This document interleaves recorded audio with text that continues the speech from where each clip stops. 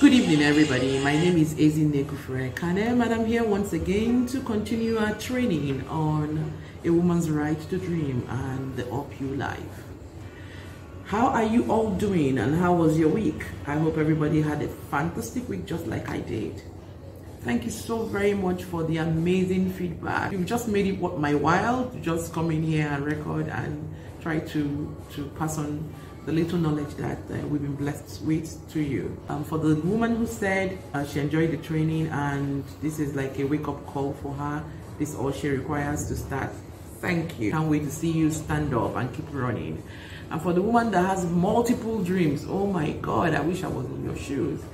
It's a good place to be, you know. So what you have to do is to prioritize which one can you do immediately, which one is the lowest hanging dream, so that you can start from there, you know. So and the rest of you, thank you. Remember, if you're participating in my class and sending me feedback and sending your questions and everything, you stand a chance to win copies and copies of my book. But if you just keep quiet and take the lessons and go away, then you won't get any free gifts from me. So, and I'm not going to say in what class I'm going to start the free gifting.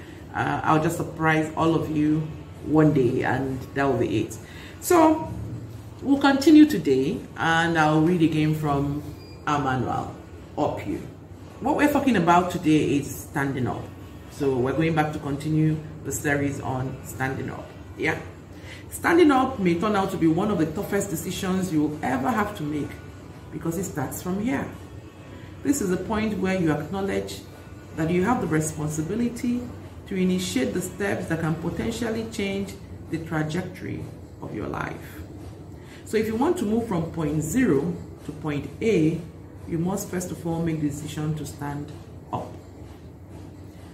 As soon as you're able to make the choice to stand up and act on that decision by actually standing up, then your journey can effectively begin. Man, know thyself is one of the most profound sayings of all time. Greek philosopher Plato said, a good decision is based on knowledge, not numbers.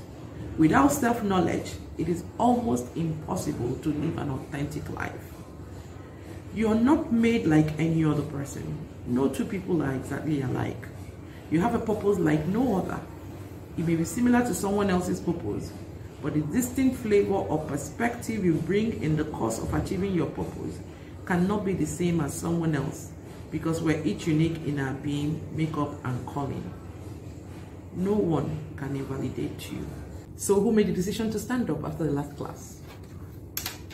Who encountered their dreams on the streets of Lagos or wherever you live when you were going? Remember we said in the last class that when you make a decision to buy a green Mercedes, you begin to see green Mercedes on the road. So, did you see your dreams anywhere? Did you see someone doing the kind of thing you want to do? Did you stop to look? Did you pause? Did you study about what it is you want to do? Did you study up to 3 hours? How many of you did the affirmation class, the affirmation call out that I gave? I am ready to stand up for my dream.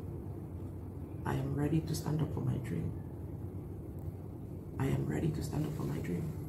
If you did it, how did you feel? How many times did you do it? How often did you do it? How did it make you feel? Did it leave you energized? Did you leave you ready to row?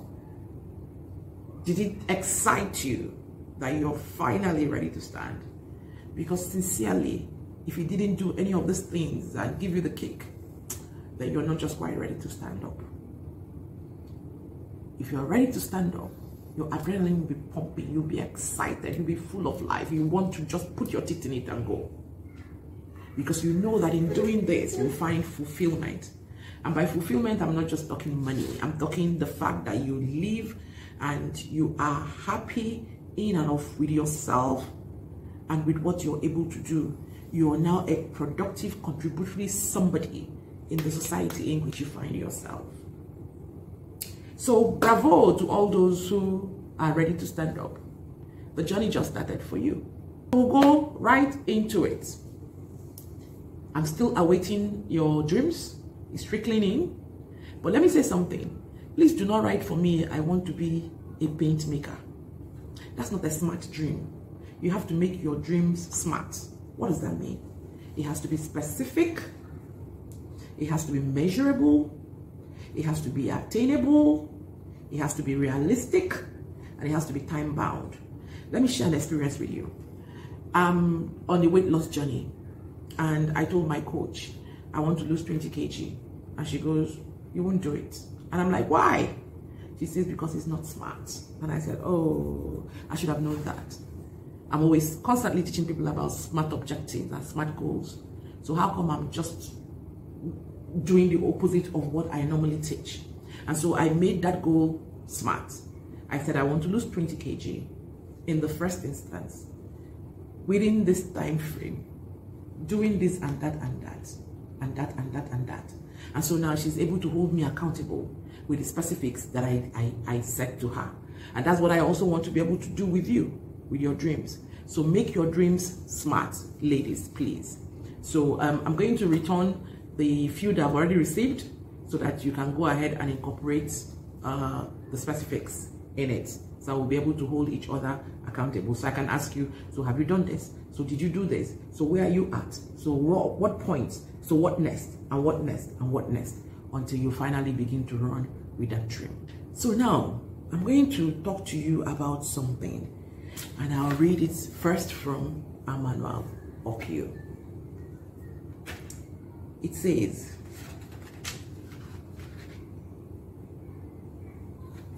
it is a well thought out dream and vision with proper execution that leaves us open-mouthed and wondering just how this fellow accomplished this feat. The two words I want us to look at today is well thought out. Well thought out. It's not enough for you to say, I want to be a hairdresser.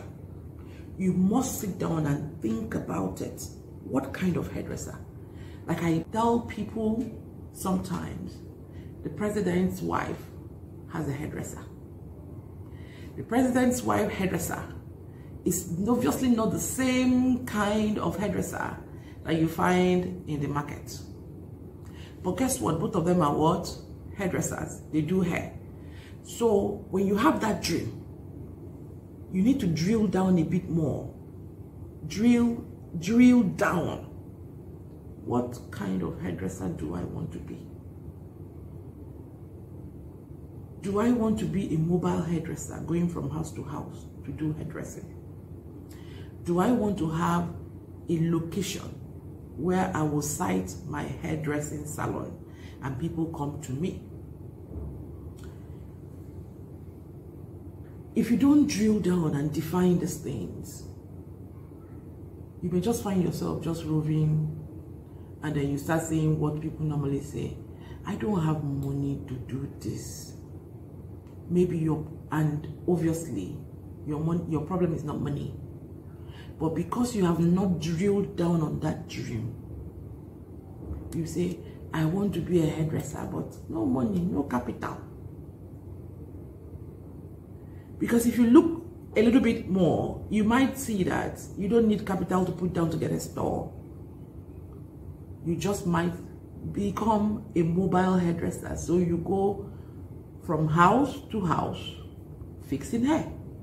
Therefore, you don't need that overhead that you thought was your plug immediately.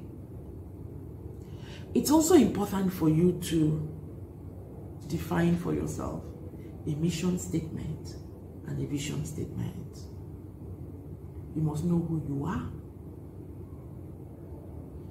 You must know where you want to go to. So when you don't drill down on the dream, that's when the excuses come. I don't have money. I don't know anybody. I don't know what to do. I don't even know where to start from. Sincerely, tell me, how many of us in this classroom have said to themselves, I don't have money, please show by a raise of your hand? Aha, you see what I'm talking about? How many have said, I don't know anybody? So you see, but if you sit down and do that drill, you realize that you can become a mobile hairdresser, for instance. One good thing that has come out from the pandemic that the whole world battled or is battling presently is the fact that everything has now gone online. So online, you don't need any shops. You don't need any shops. You can take your idea and put it online. Just imagine if we were doing this training in 2018, you would all have to come to a physical place and sit down for me to start teaching you. But now I'm sitting in the comfort of my home and I'm teaching you. So the world has so changed, things have so changed, it's become easier for you to even stand up, so long as you're thinking and you're using your creative imagination. Another thing you need to do is to define for yourself a vision statement and a mission statement. A vision statement that will help you find out who you are, how far you want to travel, what you're willing to give to travel, and a mission statement that shows you where you're going to. It's not just the corporates that have that. It's not just organizations that have that. You are your own organization right now. I am Ezinne Rosemary Kufre Kanem Nigeria Limited. You are Simisola Nigeria Limited. So you should have these statements that guide you in the things that you want to do. The President of the United States of America has a baba. Kamala Harris does her hair somewhere. I bet you the persons who do this didn't start out and say, we're going to be catering only to the President of the United States and the Vice President, for instance. But diligence, staying the track, doing the best they can, mastering their craft, profiling their clients, have helped them to get to where they are. And it can be you. There's so much that is on the inside of you as I'm looking at you right now. Each woman here, under the sound of my voice, has a lot of potential on the inside. And the good thing is that we are all nurturers. If you give a woman, no matter what you give a woman, in whatever state you give it to a woman, she gives you a better version of that thing. So long as her mind is on doing it, she will. So I know that all of you are carrying seeds of greatness. You see, I grew up to the slogan, a woman's education ends in the kitchen. And somehow, women have come to believe this lie from I don't even know where. How can it be that God made you so that everything about you, all your dreams, all your hopes, all your aspirations, all your energy, all your intellect, everything ends up in the kitchen? I don't think so. I sincerely do not think so. And I think it's an injustice that society has done to women to sell this lie to them. I stopped believing this lie when I met the Proverb 31's woman. And I'll read again. Long before now in Proverbs 31, we found a role model. She was a wife, a merchant, and the Bible records that she did it well. And we believe so much in that passage in the scripture. And that's often what we quote at weddings, the Proverbs 31 woman. So how come we quote that for young brides? We use that passage to correct young brides, settle matrimonial rapes, and yet we doubt that a woman can dream and a woman can have it all. A woman can be who she wants to be, do what she wants to do, excel at it, have it all.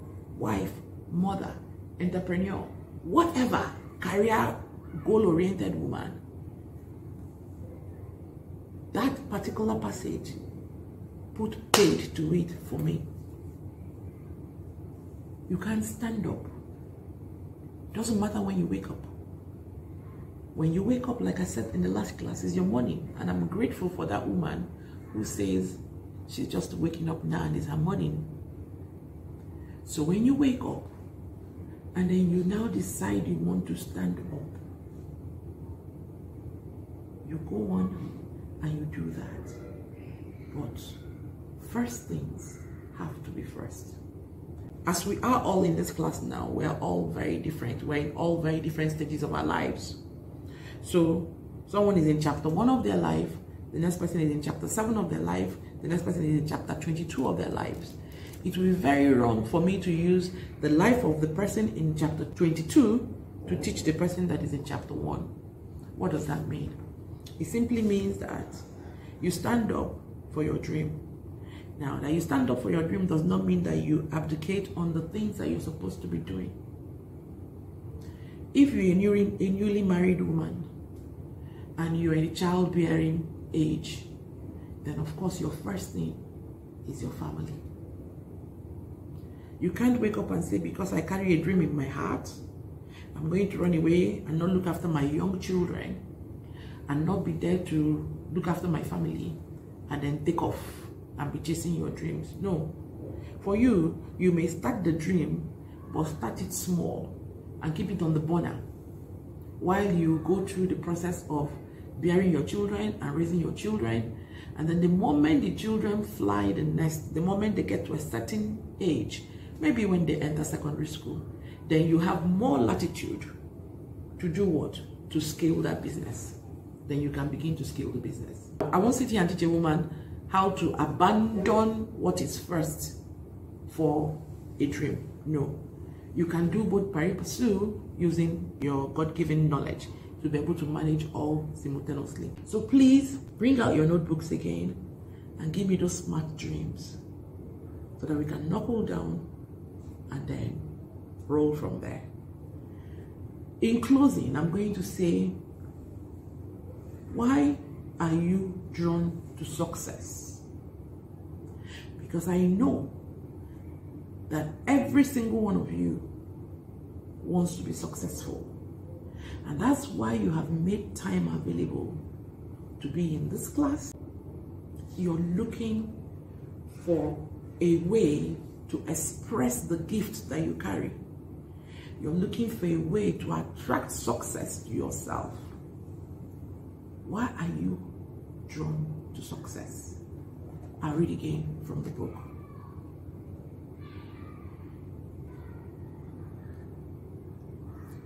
Why are we then drawn to success? We hunger and thirst for success because we are hardwired to succeed. It is in our DNA. It is the singular reason we refuse to accept failure. Even when we fail, we strive to rise again. However, if we must stand up and be counted, we must ask ourselves the following questions and answer each one satisfactorily. Who am I? You have an identity that perfectly resonates with your soul. An identity that both defines and fulfills you.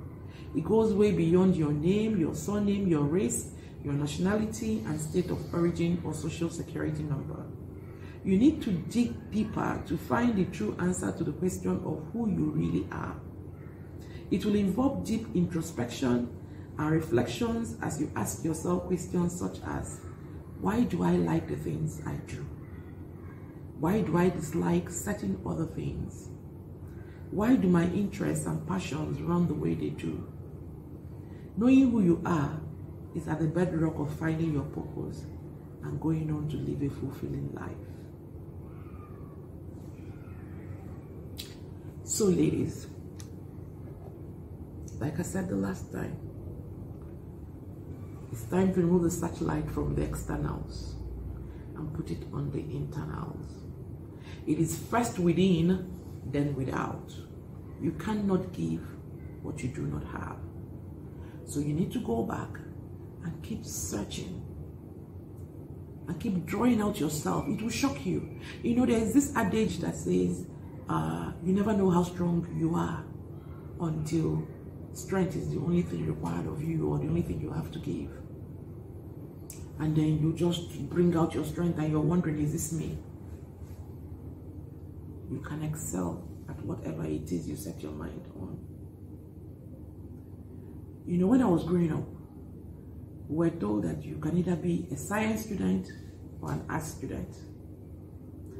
There was even no way that we thought that, oh, okay, you can actually be doing English literature, biology, chemistry, physics. No. Nobody, we didn't have anything like that. It's either you're doing English literature, history, BRK, indigenous languages, or you're doing art maths, mathematics, biology, chemistry, and all of that. But today, all of that is gone with the wind. We have children today who are reading engineering and architecture at the same time. I know people today who have read medicine and have also read law. The brain is it's so vast. When I was in business school, one of the things we were taught was trust your brain. It knows a lot more than you think it does. And it stores these informations inside, waiting for the day that you require it. So even as I'm talking to you, I can see most of you nodding your heads. And that's because something is resonating with you. That's because you're saying, aha, aha. Yeah, I thought it yesterday. Oh, this is what I've been thinking.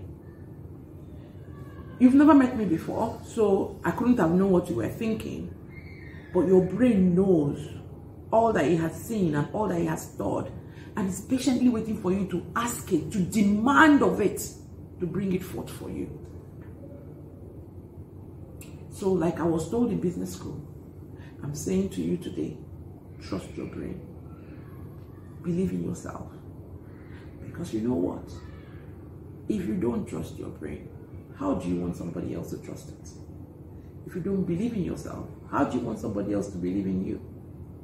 And that's why this book is titled Up You. It is you that needs to go up. It's you that needs to give yourself the thumb up. It's you that needs to set up on that journey. It is you. It begins and it ends with you. So my dear lovely women, I've enjoyed my time with you again today, and I'm simply waiting for your feedback so that I can see how best to tailor our next sessions and our next sessions and our next sessions.